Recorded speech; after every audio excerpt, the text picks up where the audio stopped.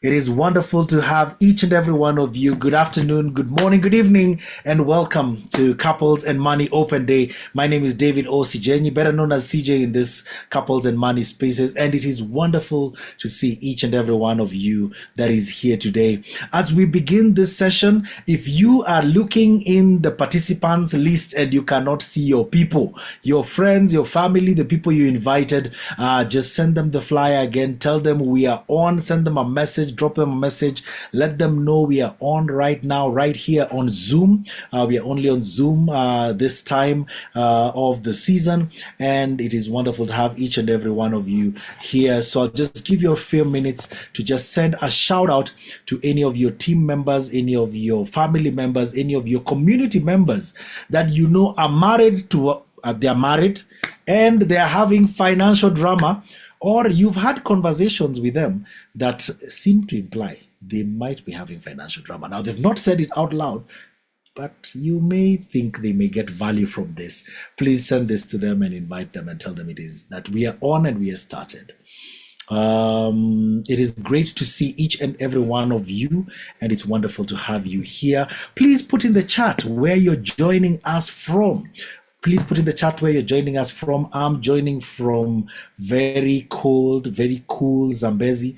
I'm already in my warm attire, preparing for the night. So let us know where you're joining us from, so that then we can engage some more. So please put in the chat. Let us know where you're joining us from, so that we can acknowledge you right here. Thank you very much, Dorcas Washuka. We are seeing you from Roy Sambu.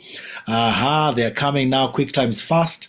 Victor Imbuyev joining from Molo Nakuru. Thank you, Victor. It's wonderful to have you here. How is Molo? I know Zambezi is cold, but I think Molo is on another level. It's probable that you're even having rain. Brenda joining from Olkeri in Gong. Abraham joining from Roiro in Kiambu. Kath Wakuze joining from Buruburu in Nairobi, Kenya. It is wonderful to have you all here. Keep them coming. Keep them coming. Keep them coming. Kathy Namasaka joining from her sitting room somewhere in Nairobi. But of course, Kathy, it is wonderful to see you and to have you all here. Great. Let me see. Is there anyone who's still not told us where they're joining us from? I think I've just seen a few places, and there's 18 devices in the room. I'm hoping to see some 18 locations. Anyone joining us from outside of Kenya?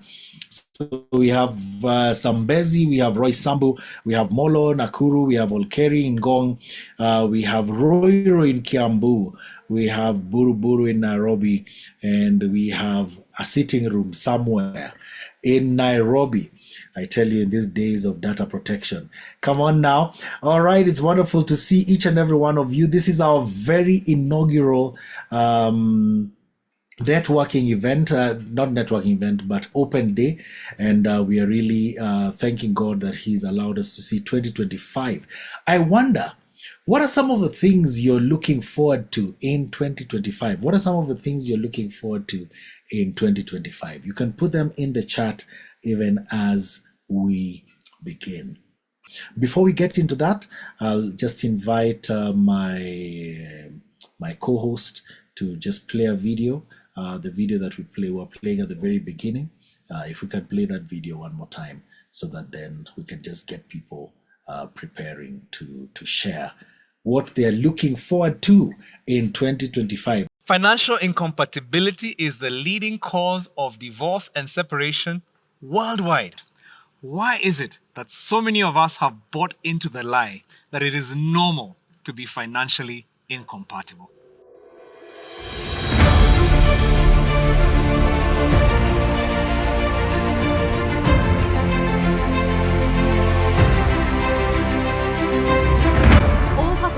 We have encountered so many couples who have come up with questions for us.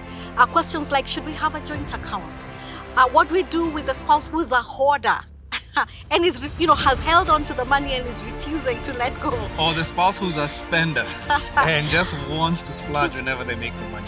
What do you do when the husband earns a lot less than the wife? And we're talking about African husbands, sometimes can be very threatening situation. Yeah, that can be.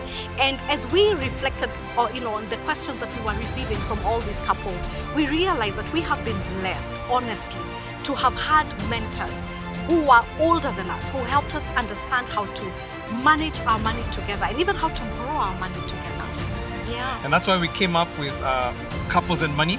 It's a 10-week online masterclass that helps you develop financial compatibility, financial oneness. It's going to teach you how to make money as a couple, but it's also going to teach you to have common values so that when you make money, money does not divide you, but actually draws you closer together. And we've seen couples change.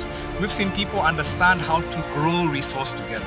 We've seen couples understand how to have safe money conversations, and that's a big deal. That's a big We've deal. seen couples being able to do great things that they only dreamt about being able to do previously before that. Yeah. So if this sounds intriguing to you in any way, then we invite you to come to this mentoring program where you will be mentored together with your spouse on how to manage your finances together. So we encourage you, sign up for Couples and Money. See you there. Awesome. Thank you very much for that, George. Great. So currently we are 34 devices. If there is any one of your friends, relatives, family members that you know need to be here that are not yet here, please send them the link. Tell them this is happening now and it will not be on for too long, and that they need to plug in if they're looking to turn around their finances as a couple. Tonight, we will be focusing on a critical aspect of any relationship, and that is financial compatibility or incompatibility. And we have an inspiring story from one of the couples that has gone through Couples and Money, and they have been facilitators here at Couples and Money. And they will just be sharing with us what it is that they what their journey has been like through Couples and Money. So, ladies and gentlemen, I just want to bring to you Gideon Kiriga and his wife. Pastor Gideon, are you there? I think I saw your face. To just share their testimony about what it has been like. Hey, there you are, Kiriga and Jocelyn. It's wonderful to see you guys, always looking amazing. You can unmute.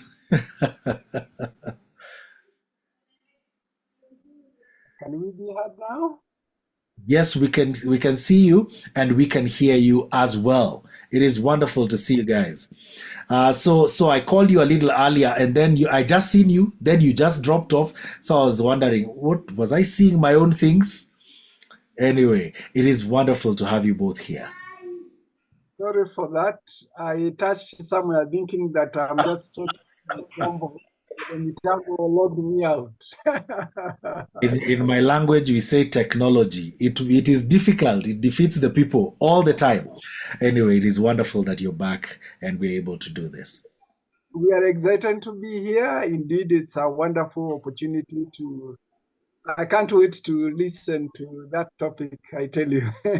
Excellent. But before yeah, sorry? I was just saying these folks here are the models of incompatibility.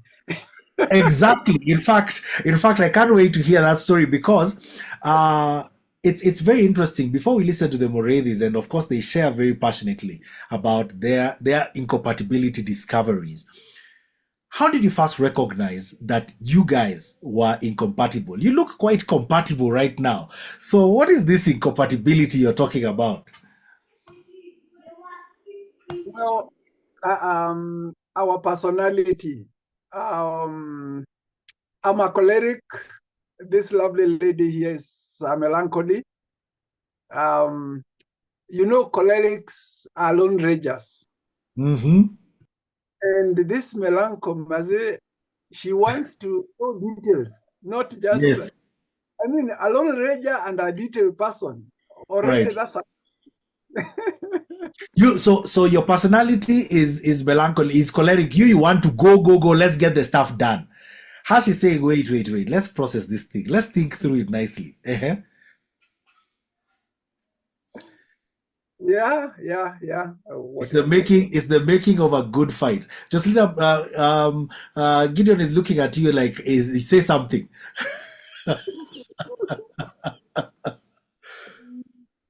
Yes. You know that getting, like he's saying, doing things sometimes without informing and coming to inform. Yeah, after the fact. Yeah. Okay, and as you talk about going and doing things and coming to inform, what are some of the main challenges that you realized you are beginning to encounter around managing your finances? You came together in a very unique manner, and there was some you are both set in your ways and how you are managing your finances. What are some of the differences that you quickly discovered as you tried to come together and manage your money together? Maybe I can allow her to start. True. Maybe for those who are new, just to say that we are enjoying a bonus in marriage, in that we were both married and our spouses rested. And so God was gracious to give us a bonus. And so we respect. When you get a bonus, you don't play around with it. Yes, but You my wife give was. it your very best. Is that how you've learned to now let her go? You're just kidding. Right. Okay. Let me say that when we were married, I was a window for 16 years, so I was used to managing my own money, and I think I was good at it because um, I met the family needs. Yeah, they are struggling, Yeah. and so I've come to this family. We have come together as two families, and we are spending. And then along the way, my husband told me he's broke, and wow, Wow. What do you mean? we have between us we have 6 children, and of course we have a house help also. That's I mean a big family. It's a big Um, family. yes. And we are not talking about small children. We are talking about actually we parent 4 boys and 2 girls. And boys eat. They don't joke with food. Young adults. And they are young adults. So Right. yes, and that surprised me, of course. And then She was surprised because she was used to feeding a young lady and a young man. Yeah. Uh, Yeah. who growing up with a mother, and a mother ladies don't eat much. They copied Right. her. Right. Then she met a family where there's a guy who devours food and Right. asks the youngsters to follow suit. yes, sometimes they serve, and it's like, whose sugari is that is breaking the plates?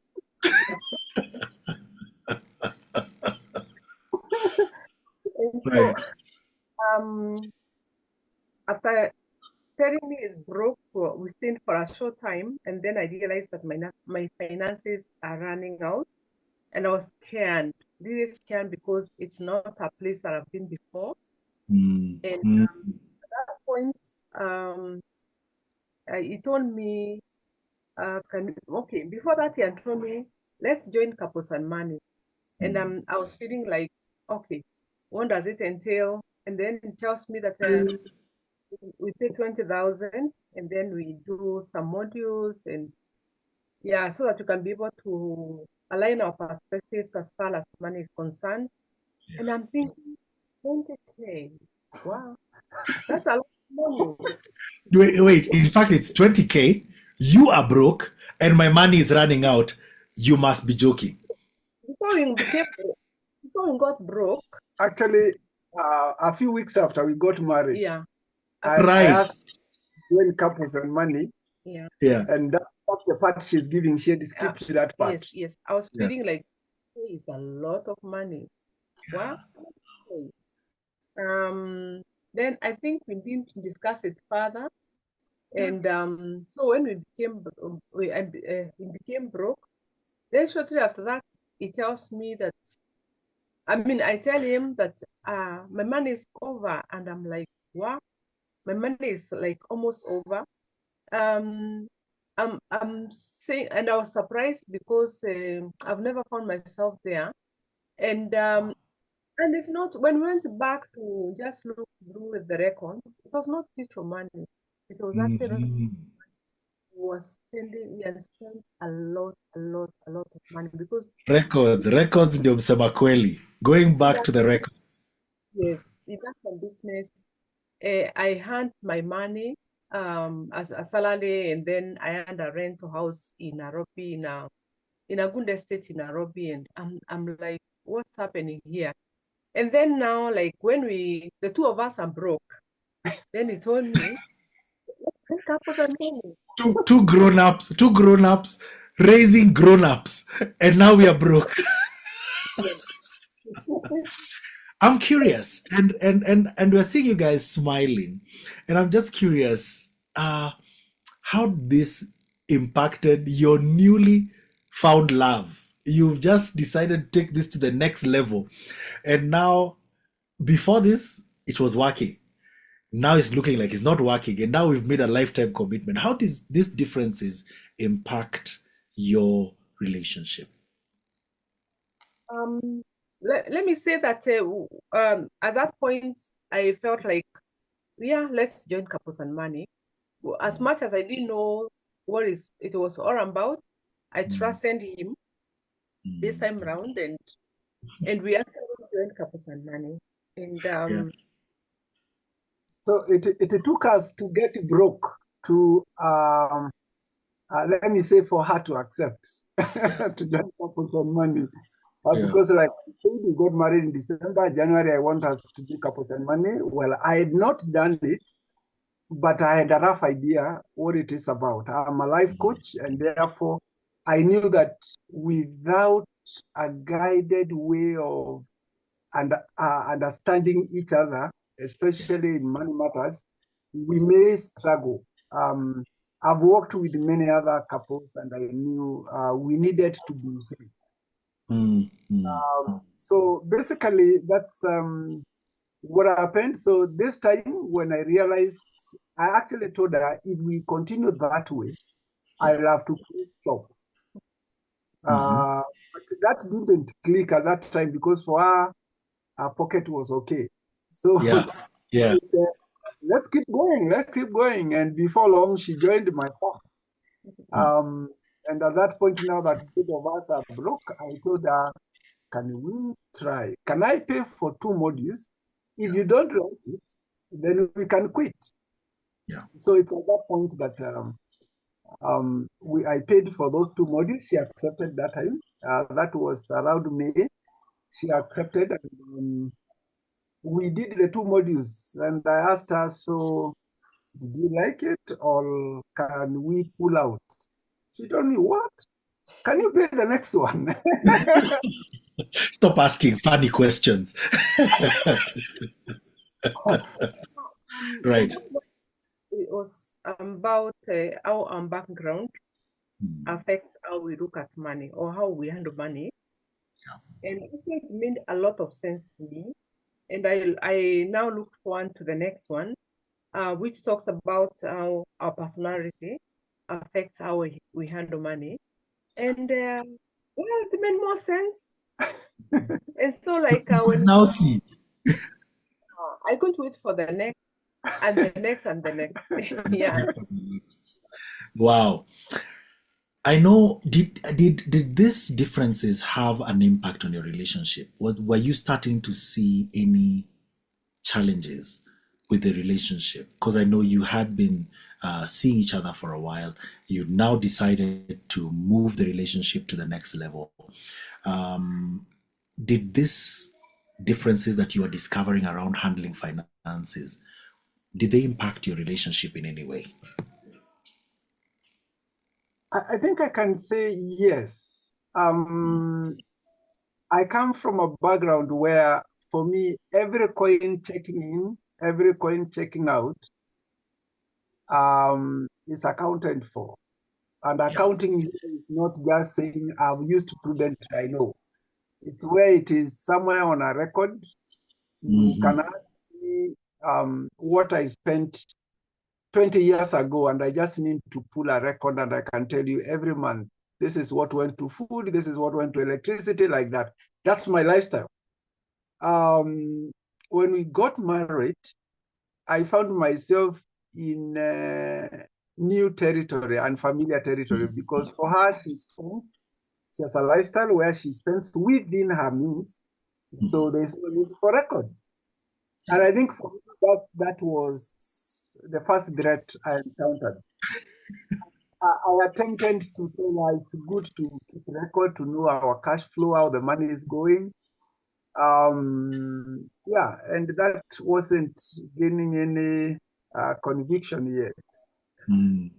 So for me, I can see my money running out from afar, Yeah. and therefore I adjust.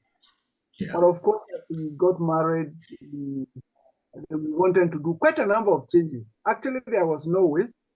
It's just some infrastructural innovations here and there, changing this and that, so that both of us can be comfortable in what we see around and the corridors and all that. And those changes required monies that had not been budgeted for. For me, I do budgets. I prepare for a project, and then. But now we have come together, and this needs change. This that needs change, and we started working on these changes. Yeah. So when I realized, and so actually, when she got broke, the impression was like, I'm the one using my money. That was the Yeah. impression. Yeah. But it was true. She had been managing before you came anyway, just Until now, right. until I opened my books, Yeah. and I was operating 100K above what she was doing, and Wow. and she's like, okay. And so now we can reason together. At that point now, at Yeah. The that books point had been opened. we can talk. But initially, you feel like, actually, I can't cheat. Even me, I felt like I'm the one running things here, and we have a lot to do. But of course, I had an idea what she was getting, and when it ran out, it was quite. So I can say, yeah, that tension. Of course, now since it drew us into attempting, like I said, we joined Couples and Money because we were broke. And I can tell anybody, if you are broke and you want to stop getting broke frequently, I mean, the simple thing is join Couples and Money. For me, anytime. Yeah. People might be thinking you did this Couples and Money very long ago. Maybe just give us an idea of when you did Couples and Money so that they can see that it's not in the olden days, it's recently. 2022 May, the mid, the second cohort of 2022. Really? Yeah. And I Yeah. just want it to come out clearly that you are looking the way you are looking when you are having these challenges. Yes. Yes. And by the way, I'm a pastor, and pastors can have issues with money. Yes. Real ones. So having gone through Couples and Money and having gone through this different conversations, of course you start with the conversation on understanding the different upbringings and how that impacts how you're managing money. You go into conversations on the different personalities. What are some of the adjustments that you've made since you did Couples and Money? Thank you. When you do Couples and Money, the one of the modules, of course, at the tail end, you are introduced to financial coaching. You have done budgeting. You have learned how to live sustainably. the basic principles of couples and money, living below your means, and it's well explained. So it got us back now to the lifestyle I personally know. The lifestyle I know is where you can do your goals. Um, uh, my family was operating on a trajectory. We took a family retreat in 2012 and did a 20-year strategic plan. Yeah. So I know what is coming where based on my incomes and what I'm doing. Yeah. So couples and money helped us to get back there. At least it was easier. I learned that from different other, again, I've been in financial coaching for a while. So I learned that from different platforms, but it was the same ideas. What I needed is somebody now to help us be on the same page because she has a sustainable lifestyle. But now the way we started doing things together is what was unsustainable, really. Yeah. And also, as much as we are mature, there is that wanting to impress each other, you know. True. When people are in love, we are not different at any age. Amen to that. Gotten back to planning and then now preparing for that plan. I would say, actually, shortly after that, we wanted to do a water tank that costed over $1 million, but it didn't get us broke because now we were able to plan how to go about it, and and our projects since then we have planned, projected this will be required. It may take this amount of money, and therefore we can give ourselves space to mobilize those resources. Yeah. Yeah. So you've talked about planning, and I'm imagining you're talking about budgeting. You're talking about just talking together and do. I think that's what I'm hearing coming out clearly. Moving from a point of you do your thing, I'm doing my thing, to that point of okay, maybe we need to discuss how we are doing this. What have been some of the noticeable benefits of becoming together to talk about your finances and really working together in terms of managing your finances?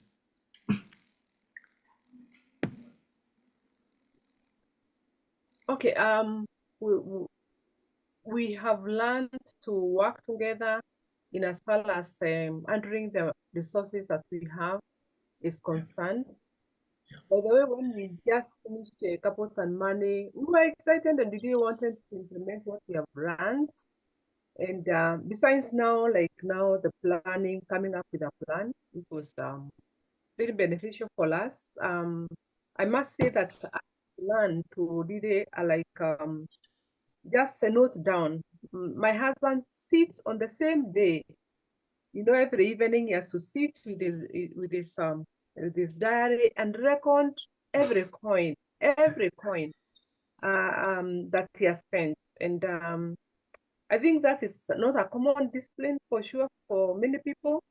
And to start learning how to do it, of course, with the support. We want to actually now start using or spending money based on what we have planned, because now there is a plan that we have on as short-term goals, the middle-term and long-term goals, and of course we were careful. We were careful. Like now, me, I became really careful on spending. Before, if I found something nice and I felt like I really need that dress, nothing stopped me from going for it. As long as I know that I paid bills for my house, but now I am to really like cut off some things. Yeah. Yeah, and to cut off something. Yeah, Wow. actually, I think it does it. Working together. You know, initially it was we need to do this. Can you please? And that's key. And now, as I said, you want to impress each other, you want to please each other. So you get going, even when you know it might be scratching the wrong way. But now we didn't need to do things independently. We can agree. And that helped us to now figure out how much do we have that we can spend in a month. Yeah. And basically that helped us because now we have figures you're working with. And like she has said, because for me, I monitor the flow, I'm able to know where we are by 10th. If we keep that tempo, then we are likely to miss the rhythm by 20th before the month is over for the next flow. Yes, and I mean, our lives just became comfortable. Actually, I can say we became more comfortable. Yeah, And there was automatic peace because now automatic nobody peace. what, why is the other not moving? You know, there's nobody wondering what could be hidden because we were able to be an open book. Wow. Wow. It's always so amazing listening to some of these stories.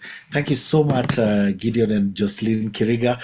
Thank you so much for sharing your stories and just for opening up what your journey has been to us.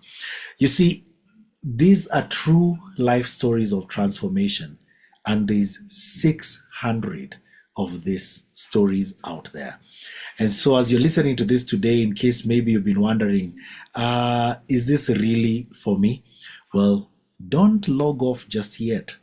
We've got a little more planned for you about how you can get your marriage, your relationship to this place. Thank you so much for joining. We so far are at 49 devices, and if the Kirigas are anything to go by, then probably that's maybe about 100 and no, maybe that's about 90 or so people that are on the call right now. And so it's wonderful to have each and every one of you that is here today as we have this open day. We don't intend to keep you so long, and so at this moment I just want to invite our next speakers, and these are none other than the founders of Couples and Money. Now, if there is a friend or if there is a couple that you know, maybe you're part of the same marriage group, maybe you're part of the same couples group, maybe you did your premarital counseling together, send them the link for this call right now and let them know this is happening right now. They need to log in, they need to be here, they need to hear what is being shared because it may just be what they're looking for in terms of answers for their marriage and financial growth as a couple. Once again, thank you so much, the Kirigas. Thank you so much for your time and for sharing your stories with us today. Couples and Money was founded by Pastor Caro.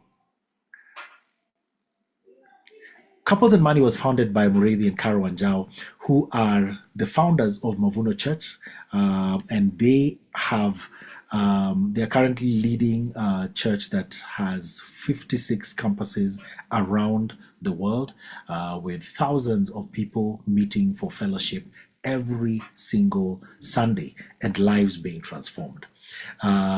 They have authored various books. Couples and Money is one of the programs that they have authored together. They have also authored a marriage premarital counseling program called Ndoa that also runs for 10 weeks, and details of this can be shared with those who are interested later. And today our focus is on Couples and Money, but they are renowned the wealth creators, but also creators of wealthy people. And they have trained many people on how to manage their finances and how to grow their finances. To date, over 600 couples have gone through the Couples and Money program, and many lives have been transformed. Generations are better off because of this program. Today, we want to listen to them as they share about how we can overcome the negative impact of financial incompatibility. I'll challenge you to listen keenly. If you're in a place where you can take notes, please do take notes, because there's some great learnings to be shared here. Stay on to the very end, and we have some exciting conversations for you after that. If you have any questions as they are speaking about anything that they'll be talking about, please put those questions in the chat, and then we'll be able to answer them as we go along. At this moment, let me invite Pastor Carol and Pastor Moridi Wanjao. As you heard with Moridi and Carol, this financial incompatibility thing. And maybe we can ask you if you could just write on the chat, why do couples struggle to work together when it comes to money? If you could just write your opinion. It doesn't have to be an essay, just even could be a word or a phrase or something. Why do couples struggle to work together when it comes to money? I think that's and it's a big deal, by the way, because we always say financial incompatibility is one of the biggest causes of divorce and separation worldwide. So, I mean, why is that a big thing? And I can see a lot of couples here. I can see.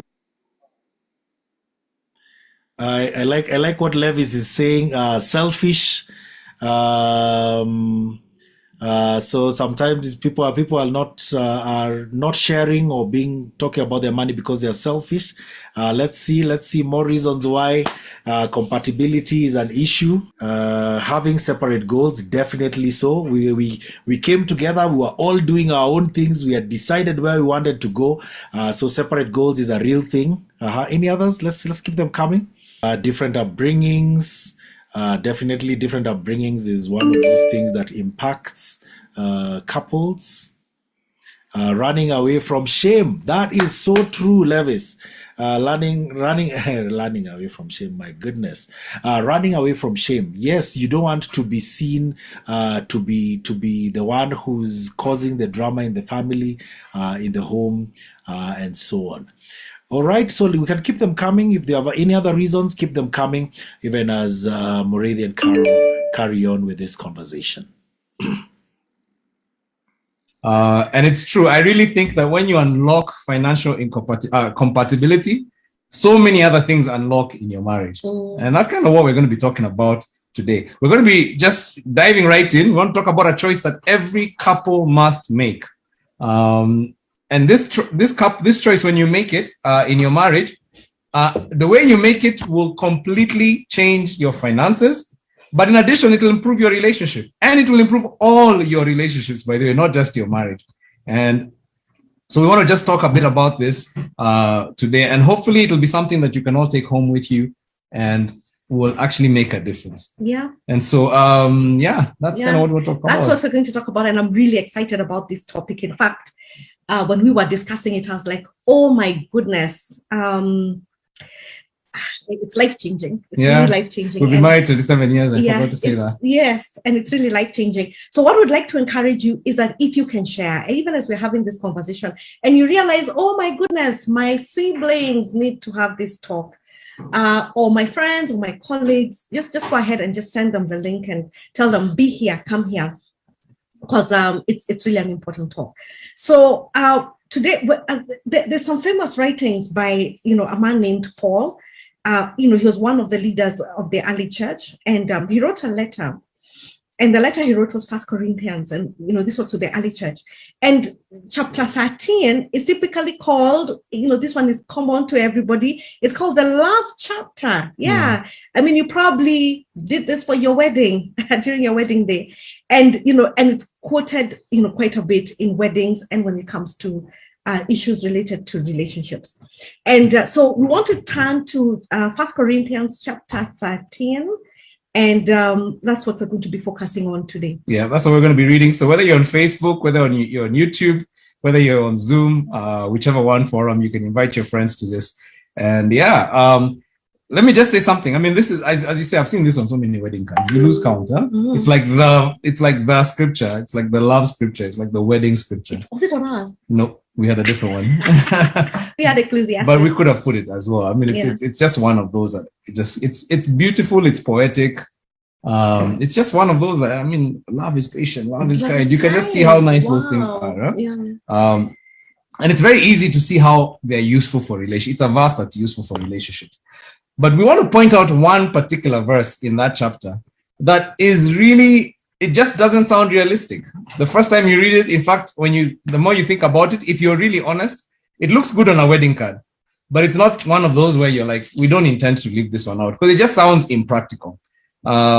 It's beautiful and poetic, yes, but completely impractical. And what we want to share is that particular verse, because we feel like it's such a powerful, profound thing that when you get it, it just switches your money around. It switches how you relate around. So this is going to change your life. And so we're just going to read that passage first, and even maybe put it on the screen. And then hopefully as we read it, you're able to see what we're talking about, this verse that is almost like impractical. It's like, did they really intend for us? Is it even possible for anyone to live like this? We took a ground. Okay. So I'm reading from NIV, and that is 1 Corinthians 13, verse 4 to 7. And it says, love is patient, love is kind. It does not envy, it does not boast, it is not proud. It does not dishonor others. It is not self-seeking. It is not easily angered. It keeps no record of wrongs. Love does not delight in evil, but rejoices with the truth. It always protects, always trusts, always hopes, always perseveres. Yeah. So even for our couples and money community, we've not shared this thought. It's just one that we've really been grappling with, and we thought we wanted to share. That first part you read makes a lot of sense. Love is patient, love is kind. Love does not envy, love does not boast. I mean, it's so easy to agree with these things. It's true. No one wants to live with a spouse who is impatient. Unkind. No one wants to live with a spouse who is unkind. No one who lives with a spouse who's always envying you. You get promoted and they're just jealous of you. Mm-hmm. Nobody wants to live with a spouse who's always boasting, never listens, always just talking about themselves. Those are very practical things. Even if you do them yourself, they're not the right thing. Mm-hmm. If somebody describes that, you'll be like, yeah, that doesn't make sense. It's not proud, does not dishonor others. And again, we know that pride is bad for relationships. Dishonoring others is bad for relationships. Not self-seeking. Selfishness, somebody actually said on the chat, that kills relationships, that it keeps us from being financially compatible. It's not easily angered. Obviously, anger will keep you from being compatible in any way, whatever, even financially. Yeah. If someone is always bursting into fits of rage, and some of you have seen this. I mean, it just kills relationship. It just drives away the other person. It keeps no record of wrong. I mean, don't raise your hand, but some people are really good at that one. You're in an argument, and then the person just opens file drawer number C reference, whatever, from August 13, 1990 something. And then they say, but remember, you actually had said you would do this and you've never, ever done it. It's like that thing of keeping records of wrong. It's like you just have a filing cabinet. I mean, even as you're doing it, you probably know this is not right. It's not a good thing for a relationship. It just hurts it. So I think what we're saying is most of that scripture, it actually makes sense. You can actually see how it applies to a healthy relationship. Yeah. And as you have said, these verses may not be, easy to apply. They may not be easy, but they actually do make sense. And if we look even at verse 6, it says, love does not delight in evil, but rejoices in the truth. That is, you shouldn't focus on the negatives or the lies, but on the things that are good and true. Yeah. So once again, whether difficult or not, these verses certainly make a lot of sense. No wonder we hear them read in every wedding. Yeah. But then Paul then does something interesting. He goes to verse 7, and that's a part that I think now you get into a place where you're like, okay, are we getting into the twilight zone? Is this real? Is this actually meant to happen in a wedding, in a marriage? Because it says, it always protects, it always trusts, it always hopes, it always perseveres. Now, when you think about it, that doesn't, I mean, to be honest, I mean, there's sometimes you're reading something and you're like, okay, come on, let's be real. Like, what do you mean always? Like, that doesn't sound practical. Yeah. I mean, it's so right. I mean, for example, when it says they are always trust, yeah. What if there's evidence to the contrary? In fact, there's somebody who said mistrust is one of the reasons why, people, you don't share your financial issues. And so, what if a person is just not trustworthy? What if they've messed up in the past? Yeah. You've been married for a little while and this person has a track record of messing. Am I just supposed to close my eyes and pretend that everything is fine? Isn't that even unhealthy? Yeah. And isn't that what being codependent is all about? Yeah. And by the way, We hear this all the time in our couples and money classes. And I do have to admit, it always protects, it always trusts, always hopes, always perseveres. Sounds very nice on paper. Yeah. In fact, we can say, oh, yeah, pastors, yeah. I mean, but really, it's very, very impractical. For ground. Yeah, things are not like that, But, so we want to just take the next few minutes to explain to you what this guy was getting at, what this writer was getting at. Because when we come back, after we've explained, and then we'll come back and read that part again, I think hopefully it will make sense and you begin to understand, oh my goodness, this is what this meant. Huh? So, the first thing you need to understand is in every relationship, along the way, it doesn't matter how good your relationship is. It doesn't matter whether it was made in heaven. It doesn't matter whether you found this person and it was love at first sight. It does not matter. In every relationship, at some point, there will be a gap between what you expect and how the person behaves. Wow. You will always find that gap. Mm-hmm. I mean, I expected you to do this, but instead you ended up doing that. And I was disappointed. You said you'd pay this bill, but then I ended up being the one to pay it because consistently you just did not come through. You said from now on you'd help around the house, but then I still find I'm the one who carries the weight when we come home. There's always the expectation and the reality. And you'll always find a gap at some point or the other as a couple. And, at some point in every relationship, especially in marriage, there's going to be a gap between what was promised and what we're led to expect. What is reality? It can be that deep. It can be a very deep thing, by the way. It can be a very something that is breaking the marriage vows, or it could even just be simple things. Like you said, you'd be on. And here I am sitting in the car waiting. We're late for the meeting and you're just not there. And yet we agreed we'd be on time and this is going to embarrass me. Well, maybe that's not so small. I said small things. And then I'm like, okay, maybe there's some couple who are like, that's not a small thing, Yeah. But big or small in every relationship, at some point there's a gap between expectation and behavior. Yeah. Mm-hmm. Yeah. So and you're talking about so how does this thing practically work? Yeah. So here's the thing that you need to understand, that at every point, what Paul is saying practically. He's saying at every point you're going to face a choice. Whenever you find the gap, you face a choice. And the choice is between two things: to assume the worst or to believe the best. Those are the two choices. Assume the worst or believe the best. That choice will make a difference in how your marriage goes from that point on. Like every gap is a fork in the road for your marriage. And you make a choice at that point. You assume the worst or you believe the best. That's a choice you make. So it begins even before you make your response. Even before you've said anything to your spouse in that place of disappointment. As soon as you see that gap in your relationship, I expected this, but here's what you did. You immediately put something in the gap. You fill in the gap. This is how we're all good at filling in the gap. And either you're going to believe the best, which means I'm sure there's a good reason why you're late. I'm sure she's so good with people. She probably bumped into somebody and decided to help that person. I'm sure she'll get here when she's finally done. In fact, I'm glad I brought her book so I can read it. Or you're going to go something like assume the worst, which is she never pays attention to time. She's probably talking to her sister again. She's so disrespectful. She doesn't care about me being on time and doesn't care that I get embarrassed when I'm late. That's assuming the worst. So there's always a choice in how you choose to see the situation, to frame the situation. Okay. Yeah. So what you're saying is that in every relationship, you'll eventually, there are gaps. There'll be a gap. Your spouse will let you down in one place or the other. In fact, if you've been married for even 6 months, there are gaps. The gap already starts to show up. Okay. So I suppose this connects somewhat to the fact that each of us, comes with some baggage, when we enter into the relationship. And so I don't know, maybe that's where now you start filling in the gaps based on your baggage or based on whatever it is that you're bringing. It's true, you're right. And at Couples and Money, we actually talk about the baggage you bring and the expectations that come from your different family backgrounds, from your personality, from your gender. There's baggage we all carry into the relationship. And of course, that affects how we see. But what I'm saying is when we find that gap, we will always insert something. You'll always insert something into the gap. And that insertion will either be you believe the best or you've assumed the worst. Yeah. And when that gap comes, when you get that office or when you get that gap, that text, I'm going to be late at the office again, and you're like, my God, you said you'd be on time. We're even planning dinner together. Or it's one of those where she says something about your parents and you're like, man, that's hitting below the belt.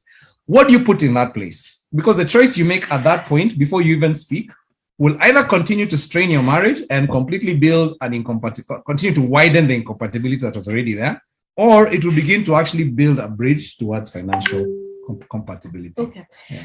Can I be the devil's advocate? Yeah. Because I'm sure, questions. there's someone I suspect there's someone out there who's saying, Pastor M, all this stuff you're teaching is fantastic. In fact, it is very good. Yeah. But you have not met my spouse. Yeah. You do not know how, you just Like don't our understand. situation. Yes, that they are completely untrustworthy. And I have evidence. Yeah. Yeah. I mean, on the ground, and I'll be honest, I don't want to lighten this or to make it sound like, fatalistic. Every couple is different. Every marriage is unique. Every situation has its own circumstances. So I don't know your spouse, you're right. And I don't know the situation you're in.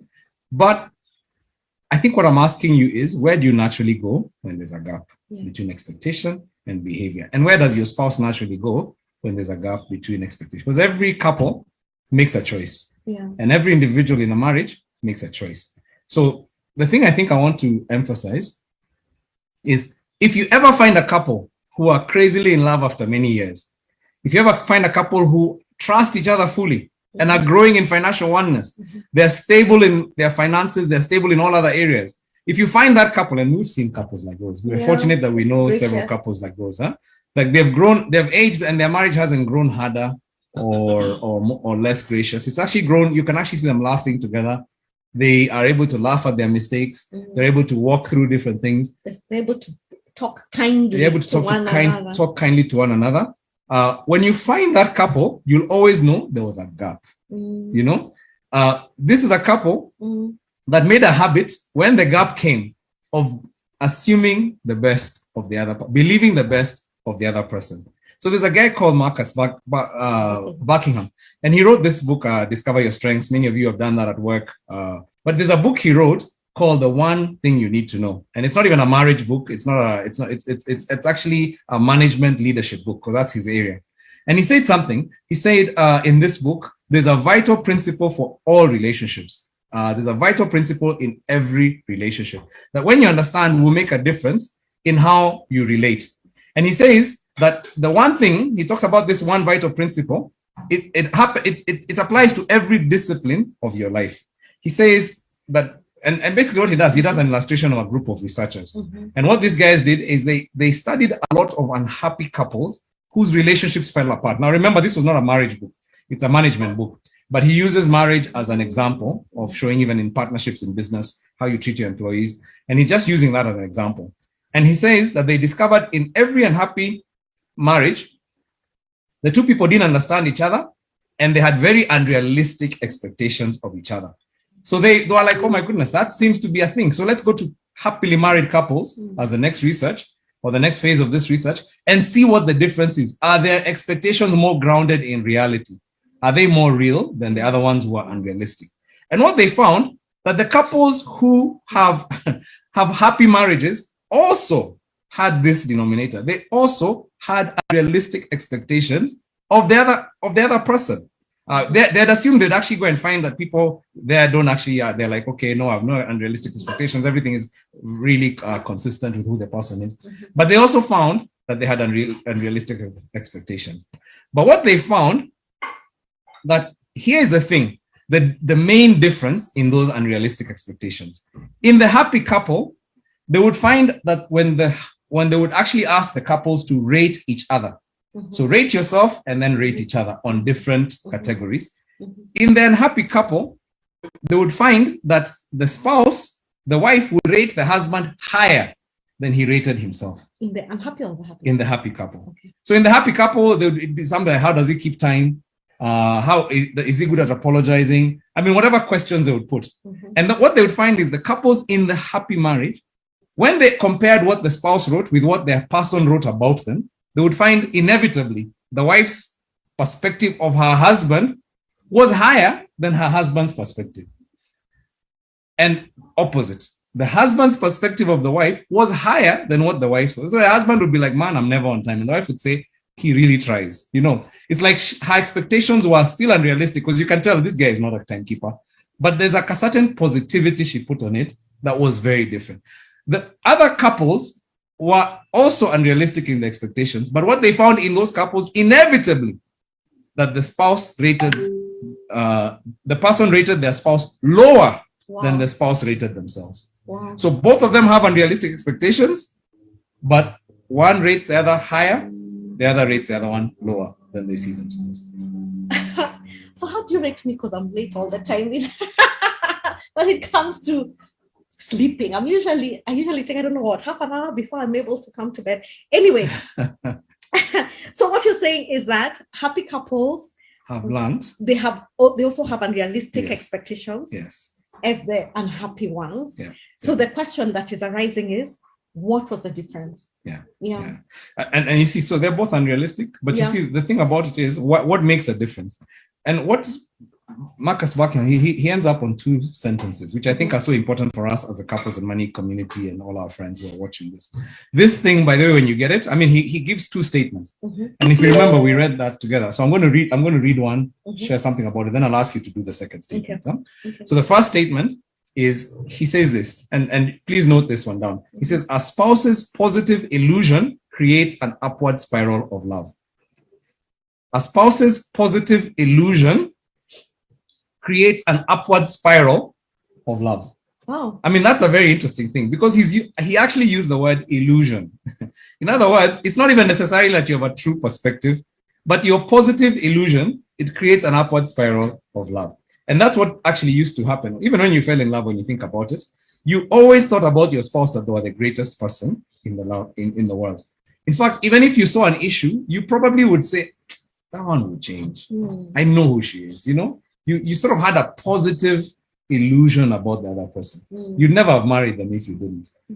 And that's just the way the world works. And what happens is, when you have a positive illusion, then you actually end up increasing. You create what is called a plausibility structure. So what's a plausibility structure? It's a way of thinking about your spouse. And what happens is, when they mess up, the first instinct is to say, you know what, they've messed up. I understand that. But I think that's not who they were. Like, I know, like, they're better than that. There must have been a reason. It's the one I was saying, when she's late, it's like, I think it's because she likes people so much. Man, like, she must have met somebody and just entered into a conversation because of how, as opposed to now making it about me, I'm like, man, this is who she is. So as opposed to seeing that difference as a threat, I actually start seeing, my goodness, I actually married someone so different from myself. And that's actually a strength in our marriage. So you actually have a positive illusion. So plausibility, when you create the plausibility of, anyway, there's a reason. There must be a good reason. I suspect it's this thing that he's struggling with that has to do with his dad.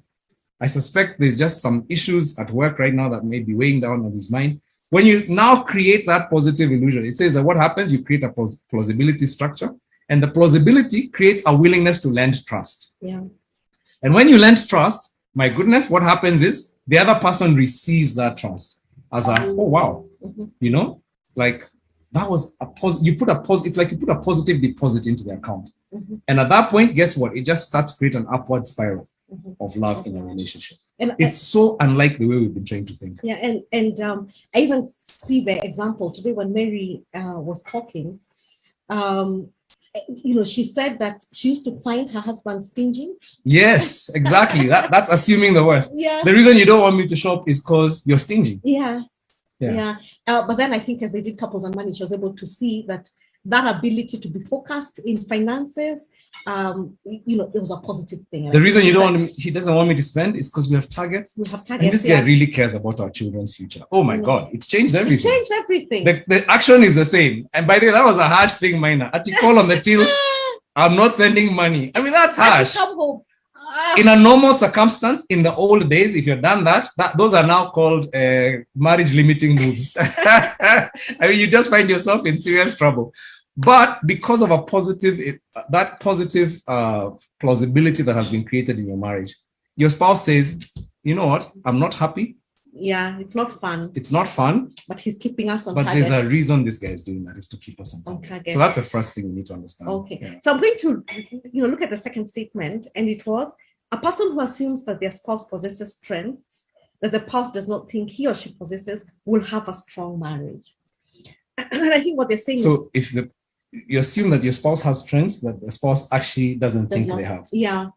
And that if you do that, you think your spouse will, you'll actually have a good marriage. Mhm. Yeah. Interesting. So what they're saying is be creative, come up with something, be creative until you discover the most generous explanation for each other's behaviors. And then believe it, come up, with this generous explanation. And a couple of examples that they gave. And they were saying, she's not impatient, she's just intense. Or he's not insensitive, he's just focused. I mean, that's very interesting. I know there are many women who just say, my husband is so insensitive. But they're saying he's just, change that to he's very focused. And what they're saying is that at every point in a relationship, there is a gap. And I think as we've been talking, I think, we know the gaps that exist. Yeah. We really do know. But and the longer you're married, the more you see those gaps. Yeah, the more you see the gap. But it's the decision that we're making. And it begins with our mind. And what the research here was simply showing is that happily married couples learn to be generous with their explanation. He's not being greedy. Well, maybe he's a foodie. He just likes financial things, and he'll keep us from being stingy. You see, yes, that he also helps us enjoy the money we have. Yes, it's not just that, because if I think anybody wants to spend is stingy, it tells me I have problems with money. I'm that guy who wants to make all I can, sit on the can. Yeah, so maybe he's helping us to not be that. Yeah, so I think what it's saying, choose to believe the best. Yeah, and maybe I can pause and I think ask a question at this time. And this is a question that I think we had asked before. And the question is, when there's a gap between your expectations and behavior, in your spouse, do you tend to assume the worst or do you tend to believe the best? Yeah. Yeah. Whatever we do, that is our decision. Yeah. Yeah. And let me just say this. This thing is so true. Like we've seen it in our own marriage, in many, many ways. There are times we just get irritated with each other. And then at some point, first of all, I don't even think we stopped because we became so wise. I think part of it is it's so frustrating. You're like, insanity is doing the same thing and hoping for a different result. Me sitting in the car hooting for her to come out because she's made us late, that's insanity. Guess what will happen? She'll come in, she'll come running, she'll slam the door of the car. We'll drive where we're going in silence. We'll get there. It's supposed to be a party or it's supposed to be a place where we're having fun. Or even church. It will be church. And we'll get there angry. I mean, we're not even talking. And then it's like, so why were we rushing there? I mean, we're supposed to be going so that we can, it's like it's destroyed even the reason we went together. Mm-hmm. So after doing it several times, you're like, okay, this doesn't work. It's insanity. Mm-hmm. So either I leave you behind and I go by myself, which again doesn't help. Yeah. Or I find a different way to approach the whole issue. Mm-hmm. And the different way for me was, okay, always have a podcast. So when my wife doesn't come out of the house on time, then just turn on the podcast and become wiser. And every time I'm like, you know what? I'm so glad I got a chance. She's making me smart. But it's also like, look, I know that she has a lot more to go to making her hair look nice. Mine there's nothing on my head. So I really don't need to take time. She does. And so it's almost that sense of, okay, I understand. And yeah, something just changes in the relationship when you do that, doesn't it? It does. Yeah. It does. So he's really saying, find the best way. I mean, create that positive thing. Mm-hmm. So with that in mind, let's read verse 7 again. Because this verse 7 we talked about, it's so dramatic. It's so powerful. And it may be the key for financial oneness for a couple who are watching this today. Somebody who thinks it's hopeless, you'll never have that oneness in your marriage, or maybe you're doomed to just being, you're going to be roommates. Because that many marriages, either you can end up, this financial incompatibility either leads to divorce or it leads to coldness. It leads to distance, to where you become good roommates. You might as well call your spouse sister or brother, because I mean, honestly, it's just like you're there in the house together, and co-parents. Or the decision could lead you to a sizzling marriage where you're together, you're growing more intimate as you grow older, and it's a completely different outcome from what you saw. Maybe your uncles and aunties even taught you to assume the worst. It was something that was actually drilled. By the way, keep money aside. Don't trust a person. We've been messed in this family before. And so you've been brought into the marriage like, assume the worst. And as you're coming in, it's like, my goodness, here's something different. Here's what Paul is saying. Maybe I could chip in and just say, I remember once talking to a lady who felt that her husband was an unachiever. Yeah. she felt that she was carrying the burden alone of financially, and it was really making her distressed to the point where she was actually being disrespectful towards her husband. Wow. So that's a very common story. It's a very, very common story. And so I think one of the things I asked her, so what are his strengths? And I think, one of his strengths was he's very good at structures and strategy. She's not. She's the one who was running the business. So I asked her, what if, you both, came into the business and you leaned on his strength of being so structured and being so well organized. Yeah. And I believe that and she probably had been at that point not even seeing that possibility because she was angry that she's the one who has to start the business. Yeah. Why isn't the man providing? Why is it me who has to come up with ideas? As opposed to understanding the strengths this guy has. Yeah, that I it need. really does. Yeah. So that's believing the best as opposed to assuming the worst. Yeah. So just read for us that scripture again now, and please listen to it carefully this time with what we've talked about in mind. Yeah. So it's 1 Corinthians 13, verse 7, and it says, it always protects. Love always protects. What does love protect? Love protects the relationship. And what someone is saying is that I'm not looking for an opportunity to put something in the negative column. I'm not going to think negatively about this person. I'm looking for a way to be positive. I'm looking to put something, to think positively about this situation. And I'm going to, looking for a way to keep the love alive. Yeah. It also says it always. But keep up the verse. Let's keep up the verse the whole time, just as we're reading it. Yeah. Yeah. It also says it always trusts. And my first instinct will always to look for some generous explanation when something gets messed up. Yeah. It always hopes. And I'm hopeful. Here, the attitude is that I'm hopeful that there's something I don't know about you or about the situation, but when I know, I'm going to understand better.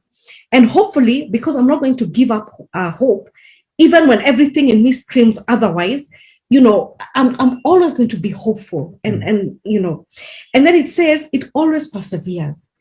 And just like Jesus doesn't give up on me with my many issues, I will not give up. Yeah. Because of your issues. Wow. That is so powerful. It's so profound. So the question is, what will you put in the gap? It always protects, always trusts, always hopes, always perseveres.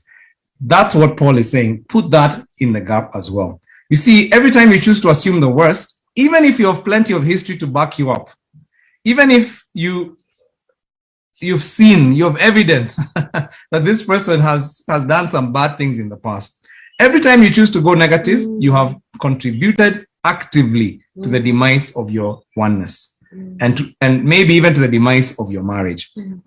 You're actually an active participant. And you might even say, look, wait a minute, you don't understand my situation. This is my spouse's fault.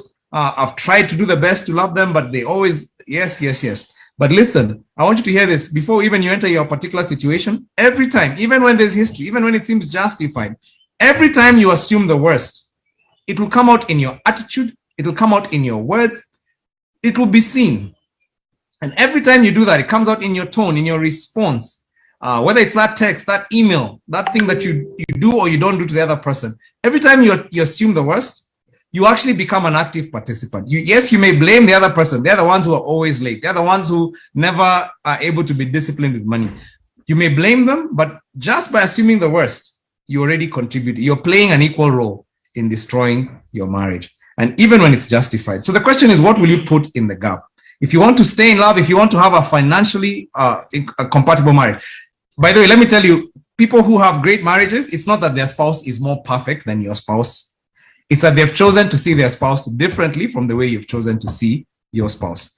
So you need to refuse to assume the worst, and you must choose to believe the best. I know this doesn't sound like a financial talk, but this is a heart attitude talk. And if you could just apply this even to your area of your finances, you'll find a complete difference from what you see in your family, what you've seen in your history, what you've seen in your past. Yeah. Now, again, I know there are a lot of people, are hopeful about what you're saying and about what they're hearing. But the big fear for some of them is, but what if he does it again? Or what if, they don't change? My spouse doesn't change. what will keep me choosing to believe the best? Yeah. Because there are people who are not about to change. Yeah. And understanding, they were brought up this way. Things are just hardwired into them. But here's the thing about your spouse, your fiance, whoever it is that you're relating with. The last thing they want to do, and you need to understand this, and I came to understand, the last thing they want to do is to disappoint you. You know, sometimes you can actually start to see your spouse as a devil incarnate. It's like they were just created to frustrate me, but that's not what anyone wants to do. It doesn't even matter how bad your relationship is. The last thing that we as human beings want to do is to disappoint somebody close to us. That's not how we are wired. Nobody wants to be a disappointment. So what happens, but here's what happens. When you go negative, what it communicates to your spouse is, no matter what you do, no matter how hard you work, you will never measure up. And what you're really saying is, you'll never hit my standard. You won't get to where I want you to. And every time you're communicating that to the person, you're pushing them farther and farther away. They always feel like they disappointed you. And what they're hearing you say, and by the way, this even works in parenting. As I'm speaking, I'm just thinking, my goodness, it's so true. What they hear you saying is, if you want to quit disappointing me, just get your act together in this area and we're going to be fine. And so you're saying, come on, sit up, perform, jump higher, be more careful, get up earlier. Come on, do this. And what happens is, that's not how you decrease disappointment. That's how you actually create apathy. Because a person just gets to the place where they're like, I'll never meet the standard, so I'm not going to even try to meet your standard. And you've actually destroyed your marriage through your expectation. Wow. Yeah. Wow. So it's just saying, yes, I understand. But you know what? There's this thing about an upward spiral. Something changes when you think better of people. They actually act better. It's a crazy thing. Wow, that's so powerful. I mean, it's really powerful. And what you're saying is that when we choose to believe the best, even when there's a pattern of the other person disappointing you, that you're creating an environment of acceptance. Yes. I mean, that's so powerful. And what you're also saying is that a healthy person responds to that kind of environment. I think we all do. I mean, when someone is affirming you and believing the best, I think, consistently, then, I think we do actually respond naturally. Yeah. So if we are consistently assuming the worst, you're saying is that our partners or our spouses become afraid of us. They do. Yeah. So you may not actually understand the person's afraid of you. You've caused them to be afraid. They look like they're defiant, but it's fear that's leading them. I fear disappointing you, so I'm not even going to try. Oh, wow. Yeah. So they dread that email, they dread that look, and all of us know what that look is. When they're running late or when they've let you down, they're actually scared of what you're going to do and what you're going to say. And, and so you might find actually someone not even picking up your phone call. Yep. And of course you get more angry and you even say, I knew it. Yeah. So it's just like what is it? It's called a self-fulfilling prophecy. Yeah. Wow. And go ahead. Yeah. So, and what you're saying that they don't want to, no one wants to feel like they're not measuring up. Yeah. No healthy person wants that.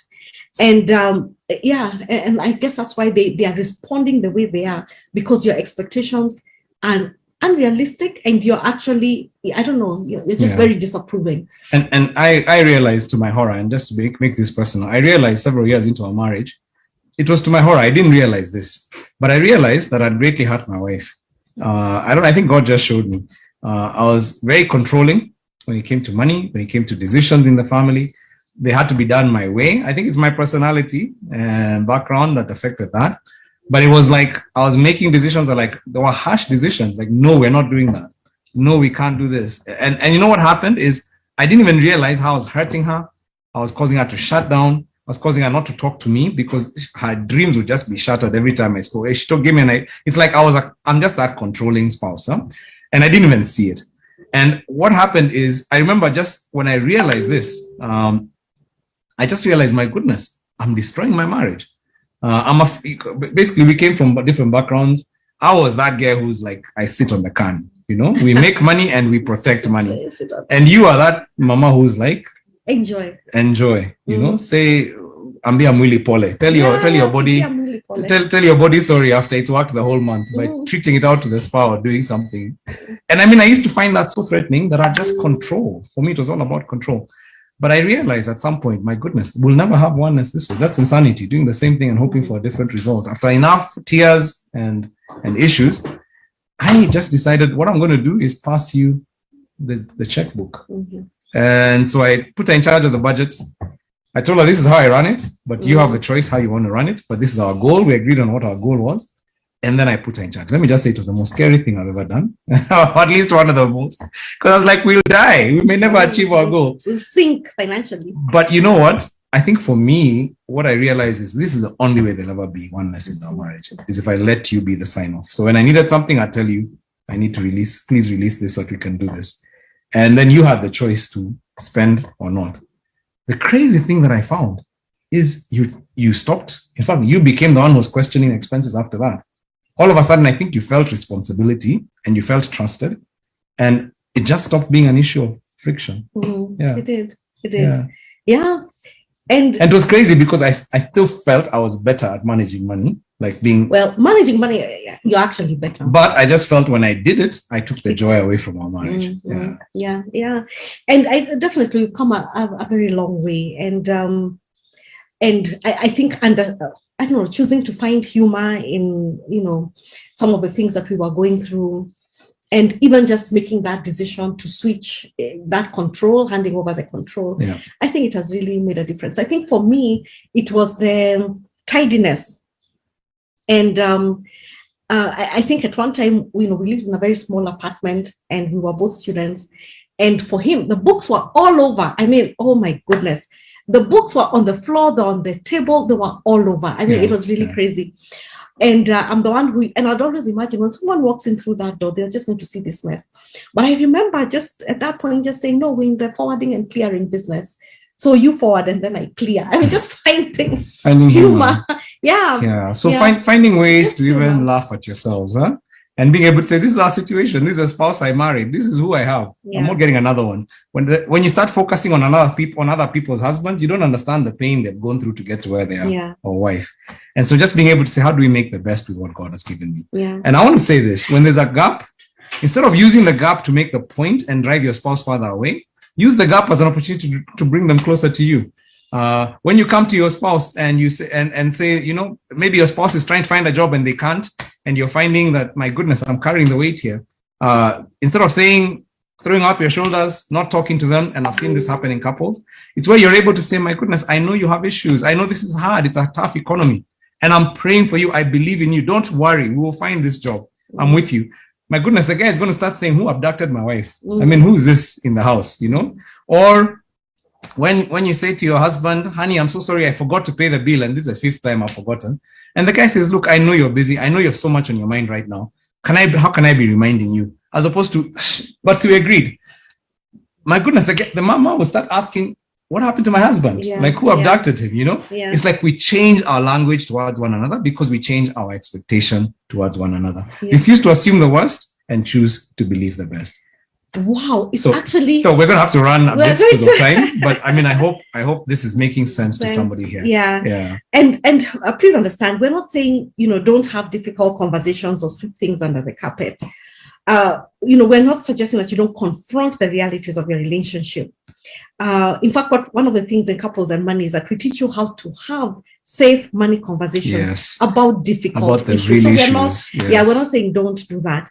But what we're saying is that after those conversations, when everybody has had their say, and we've tried to work it out, even when you're mad, the next time there is a gap, you still have a choice to make. You have a choice to assume the worst or to assume the best. And relationships has thrived, over a lifetime, are relationships where people choose to believe the best. Absolutely. Yeah. And I know some of you who are listening to this, you're perfectionists. You rarely mess up. And here's the thing about perfectionists. It's a personality thing. Some of you are so good at, you just don't mess up. You don't make mistakes. At least that's how you see it. Yeah. And so for you, you have such a high standard for yourself. And you get disappointed when people don't meet your standard because you also keep the standard. It's not like you're slack with yourself. But here's the thing. I mean, if you think about God's standards for you, you'll always understand. Even my high standards for myself are nothing. And God still loves me despite the fact that I mess up all the time. So I think that your perfectionism will destroy your marriage. Just having that standard that you keep for yourself, for your spouse, it's like, so who says your standard is the one your spouse should keep? Why is your standard the one that people should keep? So it's just beginning to understand this issue. The other person may have more issues, yes, But in God's sight, you're both sinners. You're both just, it's like you're both ants. It's just that you're a taller ant in terms of when it comes to God's standard. You're so far below where you should be. And so it's almost like if God forgives me, I can forgive you. I want to do unto others as is done to me. So here's the thing. You make a choice. Assume the worst, believe the best. Assume the worst, believe the best. And you're going to have to now start conditioning your mind. I want to ask you, challenge you this week, even today, as you're talking to your spouse, your children, whatever it is, as you hear a statement and you respond, before you respond, ask yourself, am I going to assume the worst or am I going to believe the best? At the office, this is something that, by the way, that's why Marcus Buckingham wrote it in a management book, because he's saying, even with your employees, even with your boss, the choice to assume the worst or to believe the best will actually result in different outcomes when you actually work together. So refuse to assume the worst, choose to believe the best. And that's what Couples and Money is about, isn't it? Yeah. We're going to focus in Couples and Money. We focus on different topics. We talk about how your different backgrounds, family backgrounds, personalities and gender can cause you to see money differently. But how, instead of seeing those as threats, you can actually start seeing them as strengths. We also discuss issues like why communicating about money is so difficult. But you also taught how to have regular, practical, and effective money conversations. And money. We're also going to talk about how you have a joint purpose. Because again, it's a whole thing of what's our target? What's the thing we've both agreed on that we are happy towards? And we're saying this is what our marriage was created for. And that's what allows you then to be able to make whatever sacrifices you need to be able to meet your joint targets. Yeah. We also talk about how to defeat debt and, Couples and Money provides a very practical tool on how to create, the margins that you need in order to generate true wealth, how to get out of debt and to start generating true wealth. Absolutely. And then we also teach you how to make wealth, and we teach you how to multiply that so that you're never determined by your job. Your joy is never determined by your job, but you're able to work because you love to work. And so allow us to hand over to our MC just for any questions and answers that you may want us to answer. MCs, if you could take over. Thank you, guys. This has just been amazing being able to share this information with you. Awesome. Wow. I hope that has been as inspiring for you as it has been for me. I was just listening and I was like, hey, work to be done. What questions do you have? We will address them here. We have various people who've been part of Couples and Money in the call as well. What questions do you have today about this conversations or any conversations or any conversation around couples and money? As we address your questions, I'll have my colleagues put in the chat just how to join Couples and Money. If you have questions about Couples and Money, if you would like to, if you have any questions about Couples and Money, how to join, you can ask them right now. We'll be more than glad to answer them. It's a 10-week program. It runs, we'll be starting in the first week of February. It's a 10-week program. And so it costs 20,000 shillings if you're paying in installments. If you're paying one-off, it will cost you 19,000 shillings. And basically, it's a transformational mentorship program run purely online. And the goal is to help couples manage their money better together. We get married, but our money does not get married. If you're looking for financial compatibility with your spouse, then Couples and Money is where you want to be. And we are more than glad to walk you through that journey and how to engage on that. Do you have any questions? Do you have any questions about the conversation that we've had today about financial incompatibility, or any question at all about money and managing your money together as a couple? Any questions? Any question at all? I'm just looking in the chat to see if there are any questions. We've put in the chat the how to register. We are registering from the website, Couples and Money, the Couples and Money on the website. So that's the website /courses. And if you have any challenges, do contact the admin. If you have any questions that you're not able to ask right now, you can contact the admin. But we are here to answer your questions. Which days of the week are the classes scheduled? Thank you very much for that question, Abraham. So the very first, once you sign up for Couples and Money, you're going to be attached to a facilitator. Your facilitator will reach out to you the week before class begins, or as soon as they get your details, they'll reach out to you, welcome you to Couples and Money, and then they will onboard you. Part of the onboarding is agreeing on the date that works best for you. So you will find that you will agree on an initial date where everyone is available so that you come together. And when you meet, you will then agree what date works best, or what day of the week works best for everyone. So at this moment, people have run Couples and Money classes every day of the week, literally. In terms of, what do I mean? We've had people running classes we mostly run the classes on Thursday for 1.5 hours to max 2 hours in the evening when people are home. But then we've had people run classes on Monday, on Tuesday, on Wednesday, on Sunday, even in the afternoon, on Saturdays, and so on. So it's basically the class agrees together. When they meet for their first meeting, they agree what's the best day for everyone in the group.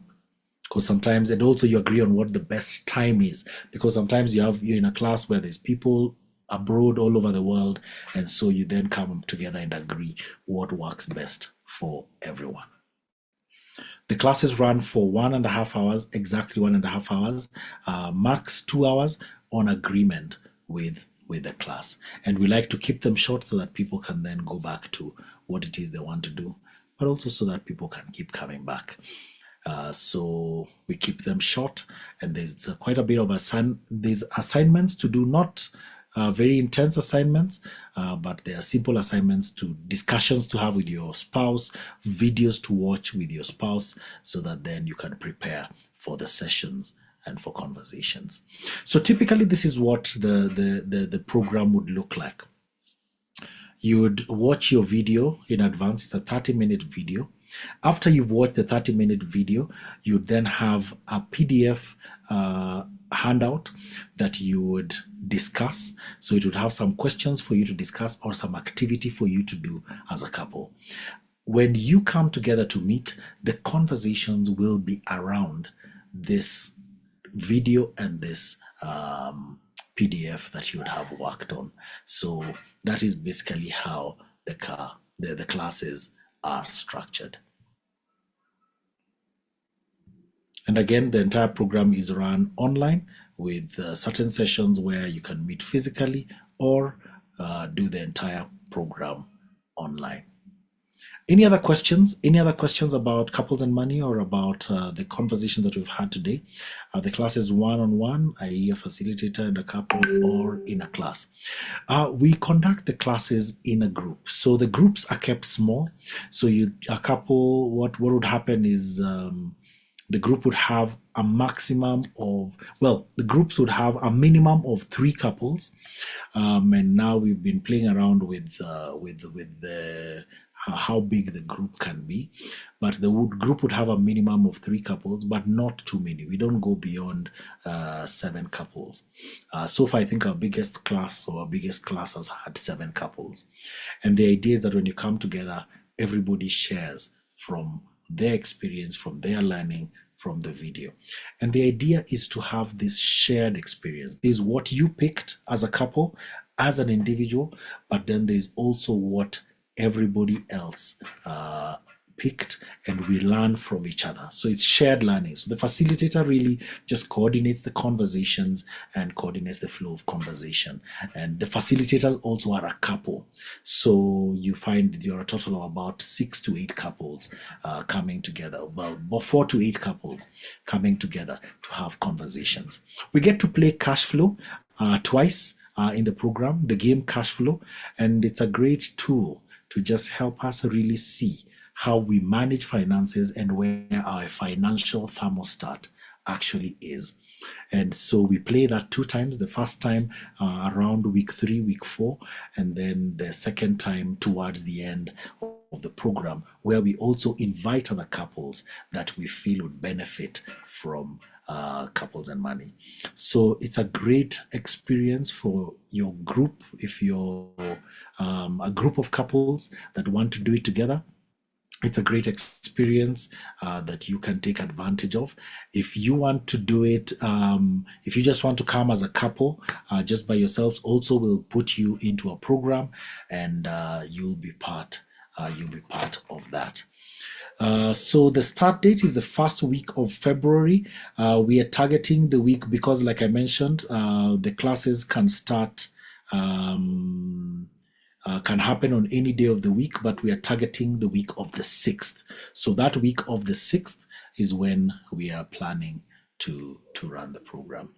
Thank you for that question, Alan, about, so you can either pay in Kenya shillings or USD, and you can pay by card as well. So that should allow you to pay in UGX as well, Alan. So currently you can't pay using UGX mobile money, but if you have M-Pesa or if you have card, you should be able to pay. Visa or MasterCard should be able to pay through the platform. If you experience any challenges, please reach out to our admin, and we'll just add the admin number again on the chat so that then you can see that.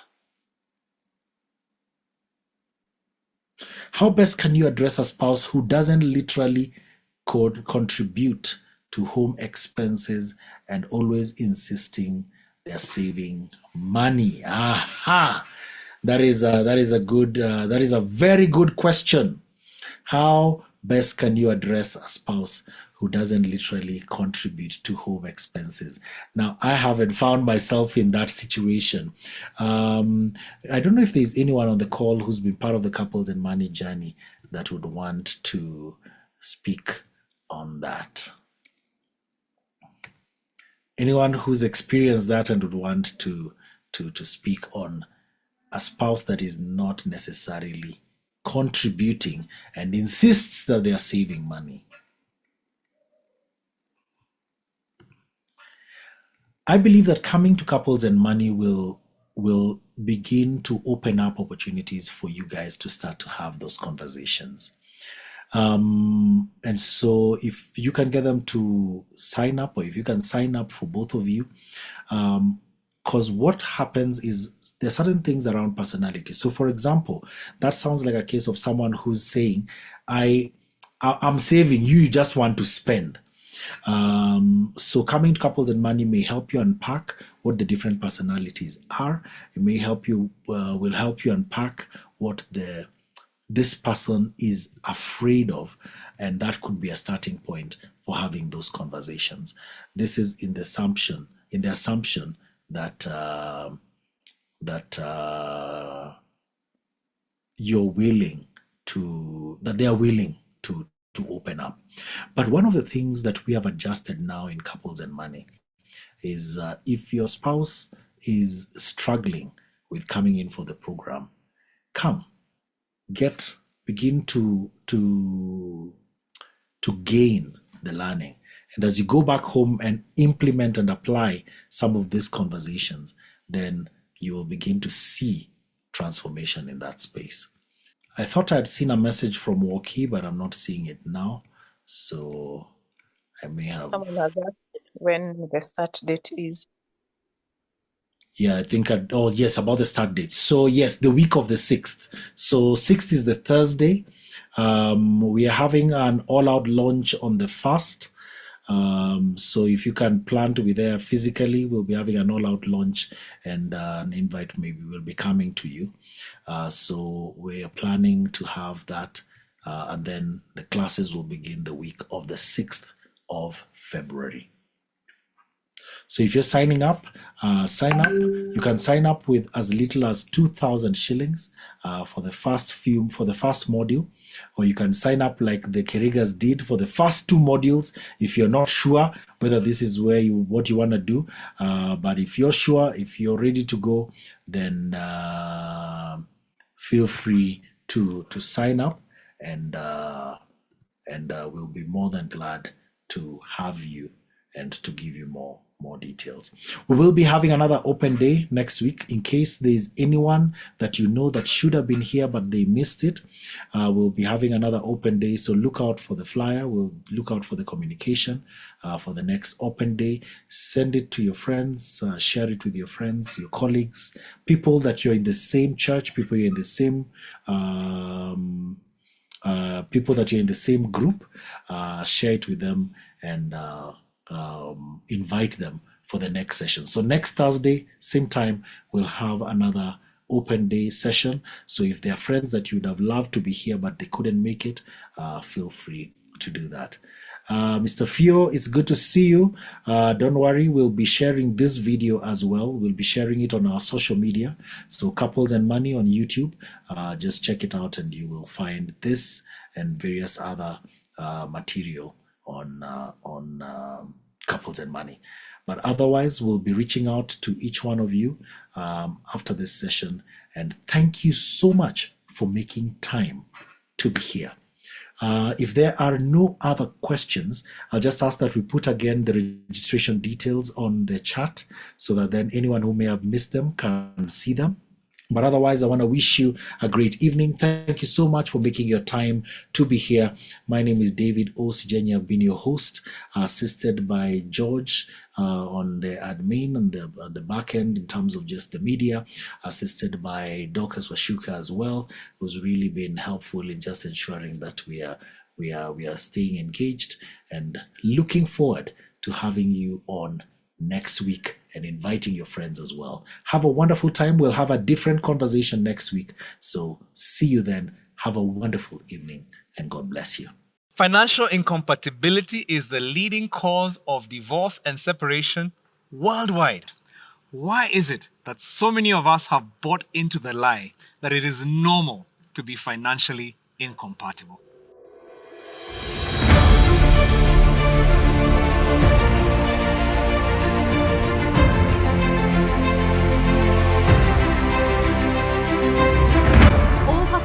We have encountered so many couples who have come up with questions for us. Questions like, should we have a joint account? What we do with the spouse who's a hoarder and is, has held on to the money and is refusing to let go. Or the spouse who's a spender and just wants to splurge whenever they make the money. What do you do when the husband earns a lot less than the wife? And we're talking about African husbands, sometimes can be very threatening situation. Yeah, that can be. And as we reflected on the questions that we were receiving from all these couples, we realized that we have been blessed, honestly, to have had mentors who are older than us, who helped us understand how to manage our money together and even how to grow our money together. Absolutely. Yeah. And that's why we came up with Couples and Money. It's a 10-week online masterclass that helps you develop financial compatibility, financial oneness. It's going to teach you how to make money as a couple, but it's also going to teach you to have common values so that when you make money, money does not divide you, but actually draws you closer together. And we've seen couples change. We've seen people understand how to grow resource together. We've seen couples understand how to have safe money conversations, and that's a big deal. That's a big We've deal. seen couples being able to do great things that they only dreamt about being able to do previously before that. Yeah. So if this sounds intriguing to you in any way, then we invite you to come to this mentoring program where you will be mentored together with your spouse on how to manage your finances together. So I encourage you, sign up for Couples and Money. See you there.